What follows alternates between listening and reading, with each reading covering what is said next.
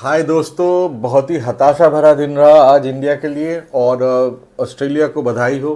आज 10 साल बाद उन लोगों ने बॉर्डर गवास्कर ट्रॉफी फिर से जीता है और वो लोग डिजर्विंग विनर्स हैं, क्योंकि उन लोगों ने, अगर इस सीरीज़ को हम देखें तो ज़्यादा बेहतर क्रिकेट खेला है। और वो और ऑस्ट्रेलिया ने जो इम्पोर्टेंट मोमेंट्स थे, जो महत्वपूर्ण मोमेंट्स थे, उन मोमेंट्स को अच्छा खेला है, तो वो लोग डिजर्विंग विनर्स हैं। और आज का जो इंडिया का प्रदर्शन था वो बहुत क्लियरली दर्शाता है कि इस सीरीज़ में एक एक जीनियस जिनका नाम जसप्रीत बुमराह है, जिन्होंने हमको रखा था इस सीरीज़ में ज़िंदा एकदम आखिरी दिन तक। अगर आज तक 2-2 होने का संभावना था, उसके लिए बस एक जसप्रीत बुमराह जिम्मेदार है। और आज उनकी गैर मौजूदगी, उनका बॉल ना करना, वही सबसे बड़ा फैक्टर था। जब और देखिए, कहीं पे भी ये मत समझिए कि 161 काफ़ी था, पर ये भी सच है कि 161 के साथ इंडिया लड़ सकता था।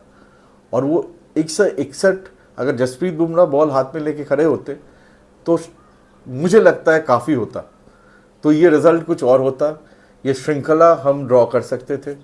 बट जसप्रीत बुमराह का जो एब्सेंस है वही आज के दिन का सबसे बड़ा फैक्टर था। मैं हूँ सिद्धार्थ, आप देख रहे हो गली क्रिकेटर। दोस्तों प्लीज़ सब्सक्राइब करिएगा और आपका फीडबैक कमेंट सेक्शन में छोड़िए। और अगर आपको मेरा कंटेंट पसंद आ रहा है तो प्लीज़ लाइक दीजिएगा। तो आज का दिन शुरू हुआ इस खबर के साथ कि जसप्रीत का जो कल इंजरी जो था उसका जिसके लिए वो स्कैन के लिए गए थे, वो आज सुबह थोड़ा कोशिश भी किए, पर सुबह ही पता चल गया कि जसप्रीत बुमराह अब और बॉल नहीं करेंगे इस टेस्ट मैच में। और वहीं पे एक बहुत बड़ा एडवांटेज मिल गया ऑस्ट्रेलिया को। और ऑस्ट्रेलिया ने वहाँ से, उनकी तारीफ करनी पड़ेगी, उन लोगों ने एकदम परफेक्ट गेम खेला। इंडिया को, जैसे हम लोग मैंने कल भी कहा था, इंडिया को और 50-60 रन की ज़रूरत थी, तो वो एक बहुत अच्छा टोटल होता अगर 200 के ऊपर पहुँचते तो। पर इंडिया ने आज बस 16 ही रन मैनेज किया। बहुत उम्मीदें थी जडेजा और वाशिंगटन सुंदर से, क्योंकि वही दो रिकग्नाइज बैट्समैन थे, पर वो लोग ज़्यादा कुछ नहीं कर पाए। बहुत तारीफ़ करनी पड़ेगी स्कॉट बोलन की, उन्होंने बहुत ही शानदार गेंदबाजी की है इस टेस्ट मैच में। पहले इनिंग्स में 4 विकेट, सेकेंड इनिंग्स में 6 विकेट, 10 विकेट हॉल हुआ उनका। पर 161 रन इंडिया ने बनाया, 162 का टारगेट था। और इस पिच पे अभी भी बहुत जान है, बहुत कुछ हो रहा है। आप और मेरा उम्मीद था कि जसप्रीत बुमराह की एब्सेंस में मोहम्मद सिराज, प्रसिद्ध कृष्णा और कंपनी जो है, वो लोग इस ओकेशन के लिए तैयार होंगे, इस ओकेशन में खड़े होंगे, बट ऐसा कुछ नहीं हुआ। आज का जो इंडिया जब बॉल करने आया, जो पहला 2-3 ओवर था, वो इतना डिसअपॉइंटिंग था। जैसे बॉल किया है दोनों ही ने, सिराज ने और कृष्णा ने, वो उन लोगों के बॉलिंग में कोई कंट्रोल ही नहीं था। ऑस्ट्रेलिया 30 रन पे पहुंच गया था, 3 ओवर भी नहीं हुए थे, और उनमें से आधे रन मुझे लगता है 22 से आए थे, वाइट से। आई मीन वो बहुत ही, वो जो नज़ारा था वो बहुत डिसअपॉइंटिंग था। क्योंकि ये आज स्टेज सेट था, आपको क्लेम करना था अपना जगह। और मैं मोहम्मद सिराज से डिसअपॉइंटेड हूँ, बिकॉज मुझे लगा था ये जो सीरीज़ है, इस श्रृंखला में मोहम्मद सिराज अपने आप को एस्टैब्लिश करेंगे नंबर 2 बॉलर के हिसाब से। बट मोहम्मद सिराज अभी भी नंबर 3 बॉलर ही है, वो पहले चेंज बॉलर ही है। उनको वो डेवलपमेंट वो अभी तक अपने गेम में नहीं ला पाया है, और इस पे मोहम्मद सिराज को काम करना होगा, क्योंकि इंडिया ने मोहम्मद शामी को इतना मिस किया है इस सीरीज़ में। अगर एक जसप्रीत बुमराह थे तो ये हाल था, अगर शामी होते और अगर दोनों साथ में बॉलिंग करते नए बॉल के साथ, ये जो विकेट्स थे, ये जो ऑस्ट्रेलिया बहुत उछल कूद रहा है, ये कितना उछल कूद पाते तब एक अलग बात होती। पर खैर उस पर बात करके कोई मतलब नहीं है। ऑस्ट्रेलिया ने अटैकिंग शुरू किया, जैसे सैम कॉन्स्टेंस शुरू करते, वो ज़्यादा देर नहीं टिके, वो एक वाइल्ड स्लॉग खेलने में आउट हो गया, 23 रन बनाए। मैं सैम कॉन्स्टेंस को इतना ही कहूँगा कि मुझे लगता है कि उनमें वो प्रतिभा है, वो इससे बेटर खिलाड़ी है। वो पिछले 2 इनिंग्स में से जैसे खेल रहे, वो ये सब बेवकूफ़ी और बकबक छोड़ के अगर अपने खेल पे ध्यान देंगे तो वो ज़्यादा बेहतर खिलाड़ी बन के निखरेंगे। अगर वो ऐसे ही करते रहे तो वो अपने अपने ही चांसेस को हार्म कर रहे हैं, जो उन्हें नहीं करना चाहिए। क्योंकि अंततः मतलब अगर आप देखोगे ये 2 टेस्ट मैचेस 4 इनिंग्स के बाद उनका एवरेज शायद 30 से भी नीचे होगा। तो क्या समझदारी हुई ये सब करके, मुझे नहीं समझ आया। अगर ये समझ में आ रहा है कि ऑस्ट्रेलियन टीम मैनेजमेंट का, पैट कमिंस और कोच एंड्रू मैकडोनाल्ड का ये डायरेक्शन रहा होगा कि उनको ये सब करना है, बट उनको अभी तो इतना खेल लिए कि इतना समझ आ जाना चाहिए कि भैया टेस्ट क्रिकेट है, गेम की इज्जत करो और खेलो, क्रिकेट खेलो। उनमें उतना प्रतिभा है कि वो और आगे जा सकते हैं, पर समय बताएगा। खैर उसके बाद प्रसिद्ध कृष्णा ने जो अगेन प्रसिद्ध कृष्णा के साथ मैंने कल भी ये मेंशन किया था, बहुत इनकंसिस्टेंट है। वो कभी बहुत अच्छे बॉल करते हैं, फिर उस जो होता है ना एक महान बॉलर वो होते हैं जो आपके जसप्रीत बुमराह, पैट कमिंस, आज के दिन में ये इस मैच में, ये सीरीज में स्कॉट बोलन, वो लोग कंसिस्टेंट होते हैं। वो लोग ये नहीं है कि ये 10 पे ये बॉल है और ये बॉल 0 पे है। वो उनके सारे ही बॉल्स जो होते हैं वो 7 से 10 के अंदर ही रहते हैं। तो यही बात जो है ये सिराज और प्रसिद्ध कृष्णा में मिसिंग है। वो लोग, ऐसा नहीं कि उनके पास अच्छे बॉल्स नहीं है, पर वो उन बॉल्स को बैक नहीं करते हैं और कंसिस्टेंटली वो बॉलिंग नहीं कर सकते। तो खैर पर प्रसिद्ध कृष्णा ने स्टीवन स्मिथ को आउट किया, पहले मानस लाबुशेन को आउट किया। मानस लाबुशेन वैसे ही ग्लाइड करने गए थे, जैसा MCG में भी सेकेंड इनिंग्स में होता है मेलबर्न टेस्ट मैच में, पर इस बार यशस्वी जायसवाल ने कैच नहीं छोड़ा, तो मानस लाबुशेन गए। फिर स्टीव स्मिथ आए, वो बस स्टीव स्मिथ के लिए आज का दिन बहुत हार्ट ब्रेकिंग रहेगा, क्योंकि वो 1 रन से छूट गए 10,000 रन बनाना। और अच्छा बॉल था, बॉल ने उछाल लिया और अच्छा कैच लिया यशस्वी जायसवाल ने। और उसके बाद ट्रेविस हेड के तरफ के लिए मुझे लगा था जैसे पिछले 3 इनिंग्स से ट्रेविस हेड के लिए जो इंडिया का प्लान्स थे वो एकदम बहुत बढ़िया था और वो प्लान्स बहुत अच्छे एग्जीक्यूट हो रहे थे। आज वो प्लान्स की एग्जीक्यूशन ही कुछ और था। ट्रेविस हेड अच्छा खेल रहे थे, फिर उनको बो वेस्टन ने उल्टे तरफ उस्मान ख्वाजा जो पूरे सीरीज में स्ट्रगल करते आए, आज उनका बॉडी लैंग्वेज ही अलग था। ये फैक्टर है जसप्रीत बुमराह का, ये फियर है जसप्रीत बुमराह का, ये डर है कि जसप्रीत बुमराह को अगर आगे देखते तो उनका बॉडी लैंग्वेज अलग हो जाता है। आज जैसे उनको पता था कि जसप्रीत बुमराह नहीं बॉल करेंगे तो उनका बॉडी लैंग्वेज भी कुछ अलग था। वो आज अच्छा खेले, 41 रन बनाए। इवेंचुअली मोहम्मद सिराज ने उनका आउट किया। फिर आए बो वेस्टर, जो डेब्यूटेंट बो वेस्टर पहले इनिंग्स में भी बहुत अच्छा खेले थे। मैंने बोला था कि उन्होंने सबसे ज़्यादा कंट्रोल दिखाया था अपने बैटिंग पे फर्स्ट इनिंग्स में ऑस्ट्रेलिया के लिए। इस इनिंग्स में भी वो बहुत शानदार खेले और बहुत ही अच्छा डेब्यू रहा उनका। 31 साल की उम्र है उनकी और वो बहुत डोमेस्टिक क्रिकेट खेल के परफॉर्म करके आए हैं और वो दिख रहा था। तो बो वेस्टर के लिए बहुत अच्छा मैच रहा और ऑस्ट्रेलिया बहुत आसानी से अब टारगेट में पहुंच गया। और मेरा प्रॉब्लम वहाँ पे है, हारना प्रॉब्लम नहीं है। अगर इंडिया अच्छा लड़ाई करके, अच्छा फाइट दे के हार जाते तो समझ में आता, पर ऑस्ट्रेलिया ने ये काफ़ी आसानी से जीत लिया आज का दिन। और वो एक दर्पण है कि जसप्रीत बुमराह का क्या इम्पैक्ट रहा है इस टेस्ट मैच में। बिकॉज मैं आपको लिख के दे सकता हूँ, आज अगर कि जसप्रीत बुमराह के हाथ में बॉल होता और ये 162 रन काफ़ी होते, इंडिया ये श्रृंखला ड्रॉ कर देता, 2-2 हो जाता। ये डिफरेंस है कि उनमें और बाकियों में जो ये गैप है ये बहुत शॉकिंग है। ये किसी समय में सचिन तेंदुलकर और बाकी इंडियन टीम में हुआ करता था। अभी अनफॉर्चुनेटली वही टाइम आ गया, फिर से लग रहा है, क्योंकि विराट का बल्ला नहीं चल रहा है, रोहित का बल्ला नहीं चल रहा है और जो बॉलर्स है शामी के एब्सेंस में ये लोग कोई भी उस लेवल तक उनके आसपास भी नहीं है। तो ये था। ऑस्ट्रेलिया की तारीफ करनी पड़ेगी, जैसे मैंने कहा उन लोगों ने कंसिस्टेंट क्रिकेट खेला है, उन लोगों ने महत्वपूर्ण मोमेंट्स में अच्छा क्रिकेट खेला है। और मैं तारीफ़ करूंगा पैट कमिंस की। वो पहले टेस्ट मैच में वैसे बुरे हार के बाद, उस टेस्ट मैच में उनकी बॉलिंग भी उतना खास अच्छा नहीं था, पर उसके बाद से पैट कमिंस का अपना परफॉर्मेंस, उन जो कंसिस्टेंसी के साथ बॉलिंग किए हैं और उनका बैटिंग मेलबर्न टेस्ट मैच में स्पेशली दोनों ही इनिंग्स में, तो पैट कमिंस की मैं तारीफ़ करूंगा। मिचेल स्टार्क मुझे कभी नहीं दिखे ज़िंदगी में इतना अच्छा बॉल करते हुए जितना इस सीरीज़ में दिखे।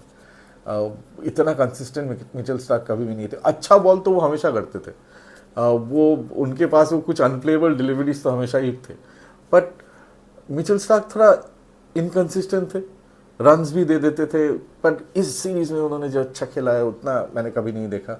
जॉश हेजलवुड जितने दिन तक थे अच्छा खेले। स्कॉट बोलन ये मतलब गजब की बात है कि स्कॉट बोलन जैसे बॉलर उनका फोर्थ बॉलर है, मतलब उनको ज़्यादातर समय 11 में जगह भी नहीं मिलता है। बहुत ही विनम्र इंसान भी है, उनका जो बात करने का तरीका, चैम्पियन बॉलर है स्कॉट बोलन। मैं उम्मीद करता हूँ उनको और ज़्यादा मौका मिले। नेथन लायन, मुझे लगता है, देखिए इस पर कोई शक नहीं है, ऑस्ट्रेलिया ने जो विकेट्स बनाए थे वो इंडिया को ध्यान में रख के ही बनाए थे। मुझे नहीं याद है कि नेथन लायन जब से वो डेब्यू किए तब और उस टाइम से लेकर अब तक कोई ऐसा होम सीरीज गया होगा, कोई 5 टेस्ट मैच गए होंगे जिसमें उन्होंने इतना कम बॉलिंग किया है, क्योंकि इन 5 टेस्ट मैचेस में जो जो पिचेस थे किसी में स्पिनर्स के लिए कुछ नहीं था, कुछ नहीं था। आई मीन और उस पर ही आऊँगा मैं, इंडियन सिलेक्शन पे बाद में आते हैं।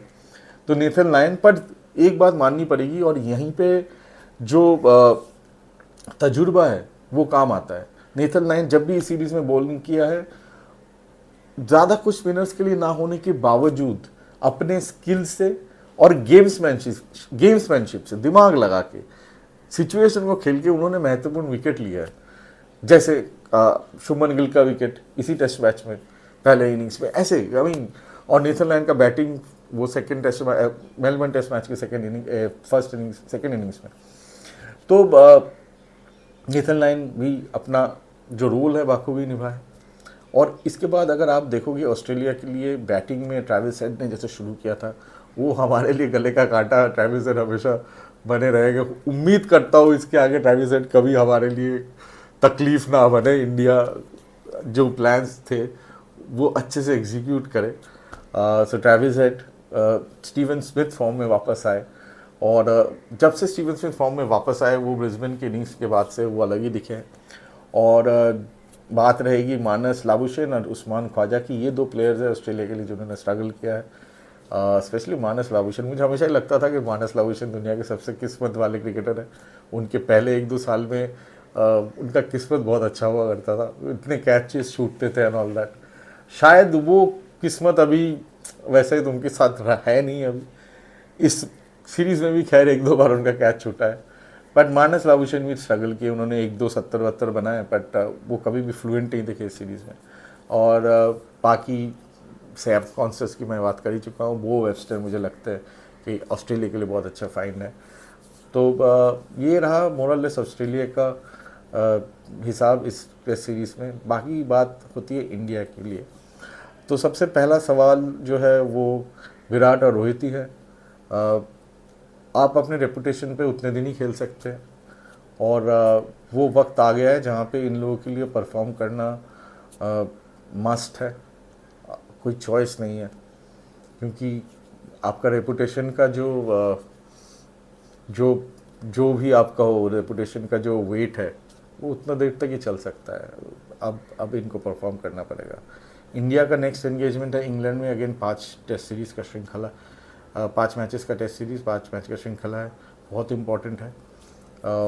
तो क्या आप उस इंग्लिश सीरीज़ के लिए दोनों ही टीम में होंगे मुझे नहीं पता, पर हाँ मेरे लिए बहुत डिसअपॉइंटिंग रहे शुभमन गिल।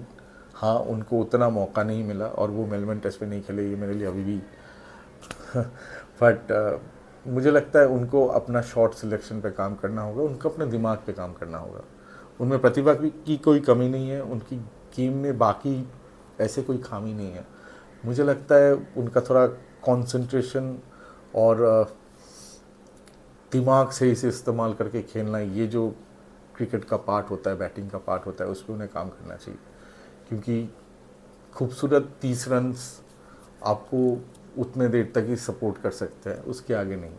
और शुभमन गिल अभी बच्चे नहीं रहे, 4 साल हो गए उनको इंटरनेशनल क्रिकेट में, तो शुभमन गिल को अपना ये सुधारना पड़ेगा। मेरे लिए इस टूर का सबसे बड़ा फाइंड और जो सबसे बड़ा पॉजिटिव है इंडिया के लिए वो थे यशस्वी जायसवाल और नीतीश कुमार रेड्डी। नीतीश कुमार रेड्डी का ये आखिरी टेस्ट मैच उतना अच्छा नहीं रहा उनके लिए, बट अदरवाइज बाकी चारों टेस्ट मैच में वो बहुत ज़बरदस्त खेले हैं। उनका गेम सेंस भी बहुत अच्छा है, उनकी बॉलिंग में इम्प्रूवमेंट की बहुत गुंजाइश है और मैं उम्मीद करता हूँ उस पर काम करें। पर नीतीश रेड्डी सबसे बड़ा कोच, सबसे बड़ा फाइन बोलो कोच बोलो, एक ही चीज़ है। खैर तो वो है इंडिया के लिए। और यशस्वी जायसवाल, ये जो सवाल था, क्या यशस्वी जायसवाल ऑस्ट्रेलिया में बाउंसी विकेट्स में, और सच में पूछो तो एक बात बहुत मैं दावे के साथ कह सकता हूँ, जो लोग कंपेयर कर रहे होंगे पिछले 2-3 सीरीज से, मुझे नहीं लगता है कि ऑस्ट्रेलिया में जब से मैं क्रिकेट देख रहा हूँ लेट 90 से लेकर अब तक कभी भी ऐसे विकेट्स मिले होंगे। ये पांचों के पांचों विकेट्स जो थे इतना फास्ट बॉलिंग के फेवर में थे, ऐसा कभी नहीं हुआ है पहले। ये बहुत डिफ़िकल्ट विकेट्स थे बैट करने के लिए। शायद एक मेलबर्न का विकेट था जो बैलेंस था, और मेरा मानना यह है कि विकेट वैसे ही बैलेंस होना चाहिए, पर बाकी जो चारों विकेट थे वो गज़ब की डिफ़िकल्ट विकेट थे बैटिंग के लिए। पर उसके बावजूद भी आप अगर देखोगे यशस्वी जायसवाल खड़े हुए, और मेरे लिए यशस्वी जायसवाल और नीतीश कुमार रेड्डी ये दोनों पॉजिटिव है। अब मैं सबसे इम्पोर्टेंट नेगेटिव पे आता हूँ। मुझे कोच और ये लीडरशिप टीम का प्रॉब्लम है, क्योंकि मुझे देखिए कोच का काम इस लेवल पे मैन मैनेजमेंट होता है, टैक्टिक्स होता है, स्ट्रेटजी होता है, ये सब डिसाइड करना, ये फॉर्मुलेट करना और मैन मैनेज करना। आप इस लेवल पे किसी को बैटिंग या बॉलिंग नहीं सिखा रहे। और एक मेन काम जो कोच का होता है वो है टीम सिलेक्शन, और मुझे लगता है इंडिया ने पूरा सीरीज़ में टीम सिलेक्शन गलत किया है। दूसरे मैच में आकाशदीप क्यों नहीं खेले? क्योंकि एडलेड वाला, जैसे बॉलर है आकाशदीप, एडलेड वाला विकेट उनको ज़्यादा सूट करता था। और फिर हर्षित राणा क्यों नहीं खेले आपके ब्रिस्बेन में या मेलबर्न में? अगेन मुझे नहीं समझ में आ रहा। या उससे भी इम्पोर्टेंट चीज़, 2 स्पिनर्स ऑस्ट्रेलिया में, और इस टेस्ट मैच में वॉशिंगटन सुंदर ने पूरे मैच में 1 ओवर डाला है। तो आप क्या मुझे बोलने की कोशिश कर रहे हो वॉशिंगटन सुंदर रोहित शर्मा से बेहतर बैट्समैन है? हाँ, मैं मानता हूँ रोहित शर्मा फॉर्म में नहीं है, और मैं ये प्रीव्यू में भी उठाया था कि 2 स्पिनर खिला, मैं नहीं चाहता कि 2 स्पिनर खेले, 1 स्पिनर ड्रॉप करके रोहित शर्मा को खिलाइए, या नहीं तो आप एक फास्ट बॉलर खिलाइए। आप ऐसा ग्रीन विकेट, ये लोग क्रिकेटर्स है, सबसे हाईएस्ट लेवल के क्रिकेटर्स है, इन लोगों ने वो विकेट देखा ही होगा, और इतना घास था उस विकेट में। पहले दिन तो स्क्वायर के साथ विकेट का कोई फर्क ही नहीं दिख रहा था। तो ऐसे विकेट पे आप 2 स्पिनर किस लिए खिला रहे हो? बैटिंग लाइनअप लंबी करने के लिए? तो रोहित शर्मा का खिलाओ ना। तो रोहित शर्मा क्यों नहीं खेल रहे खुद? हाँ, रोहित शर्मा ने कहा है कि उन्होंने जस्ट ऑप्ट आउट किया टेस्ट मैच से, तो उन्हें रिटायरमेंट नहीं लिया, ठीक है। बट आप अगर बैटर ही खिला रहा है, अगर बॉलिंग करना ही नहीं है वाशिंगटन सुंदर को, तो क्या वाशिंगटन सुंदर रोहित शर्मा से बेहतर बैटर है? जितना भी बुरा फॉर्म हो रोहित शर्मा की। तो सवाल और निशान बहुत है इस टीम पे। और बॉलिंग, मोहम्मद शामी का एब्सेंस हमने इतना फील किया है, तो अगर कल मानिए खुदा ना खास्ता 2 दिन के लिए बुमराह एक टेस्ट मैच मिस कर जाते, शामी मिस कर जाते हैं, और मोहम्मद शामी बच्चे वो भी नहीं रहे, कितने साल वो खेलेंगे, तो वो नेक्स्ट लाइन कहाँ है? मतलब अब मैं जब देखता हूँ प्रसिद्ध कृष्णा या हर्षित राणा, इनमें कोई टैलेंट की कमी नहीं है, बट ये लोग उस लेवल तक अभी तक नहीं पहुँचे, तो वो प्रोसेस उसको फॉरवर्ड करना ज़रूरी है। तो उस पर क्या कितना काम हो रहा है वो हमें देखना पड़ेगा। तो ये बहुत सारे सवाल हैं जो इंडिया को पूछना पड़ेगा, कुछ हार्ड कॉल्स शायद लेने पड़ेंगे। और ऋषभ पंत को किस बेवकूफ़ ने कहा था कि भाई तुम चितेश्वर पुजारा बन जाओ? मुझे नहीं पता, बट प्लीज़ ऋषभ पंत एक मैच विनर है, उनको उनकी तरह से खेलने दे। ऑब्वियसली उनको ये बताया कि सिचुएशन को थोड़ा ध्यान रखो, एक आध शॉट मत खेलो, कभी कभार ये समझ में आता है, पर उनको ये मत बोलो कि चितेश्वर पुजारा बन जाओ यार। वो ऋषभ पंत ही है। और कल जब ऋषभ पंत की तरह खेले तो हमें दिखा के रिजल्ट क्या है। हाँ, अब वो वैसे खेलते हैं तो आप नहीं उम्मीद कर सकते हो उनसे कि वो हर दिन आपको ऐसे रन बना के देंगे। एक आध दिन वो वैसे ही बहुत बेवकूफ़ों की तरह शॉट खेलते हुए आउट होंगे। तो बट जैसे कहते हैं ना, दैट इज द डील। तो वही डील है सर कि है बंदा ऐसा है, पर वही तो, अरे मैच विनर है यार, एक एक सेशन में आपको मैच जिता देता। और कल जितना ये 162 बने उसमें से 61 रन तो उसने बनाया। तो ये सारे सवाल का जवाब इंडिया को ढूंढना पड़ेगा। एनीवेज दोस्तों, मैं मिलता हूँ आप लोगों से कुछ दिनों बाद। तब तक अपना ख्याल रखिए, प्लीज़ सब्सक्राइब करना मत भूलिएगा, भाई को हेल्प हो जाएगा। थैंक यू दोस्तों, देखने के लिए बहुत शुक्रिया।